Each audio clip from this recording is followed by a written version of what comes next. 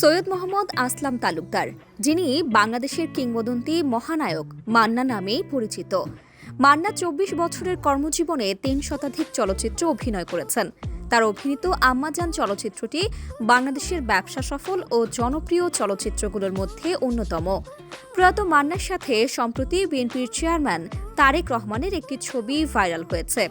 এই ছবি নিয়েই সিনেপাড়ায় উঠেছে ধূম্র বিশ্লেষণ। অনেকেই বলছেন, তবে কি তারেক রহমানের বন্ধু ছিলেন মান্না? চলুন বিস্তারিত জানা যাক। ছবিটিতে দেখা যায় তারেক রহমান হাসি মুখে তাকিয়ে আছেন মান্নার দিকে। নায়ক মান্নাও হাসি মুখে তারেক রহমানের সঙ্গে কথা বলছেন। একই সঙ্গে তারা হাত বাড়িয়ে কুশল বিনিময় করছেন। সেই ছবিটি এখন সামাজিক যোগাযোগ মাধ্যমে ভাইরাল। ছবিটি নিয়ে জানা যায়, সেদিন বেশ কিছু সময় তারেক রহমানের সঙ্গে কুশল বিনিময় ও কথা হয় ঢালিউডের সেই সময়ের আলোচিত নায়ক মান্নার। সেদিন মান্নার সাথে সাক্ষাৎকালে তারেক রহমান প্রশংসা করেছিলেন মান্নার। মূলত অভিনয়, দেশ এসব নিয়ে কথা হয়েছিল। তারকাদের রাজনীতিতে এসে দেশের সেবা নিয়েও কথা হয়েছিল। ছবিটি ২০০২ সাল পরবর্তী সময়ে পহেলা বৈশাখের একটি অনুষ্ঠানের।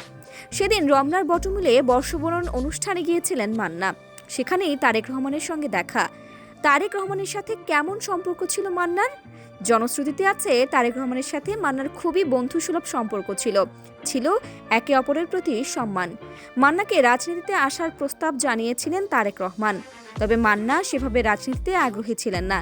সেদিন তারেক রহমানেরও প্রশংসা করেছিলেন মহানায়ক মান্না।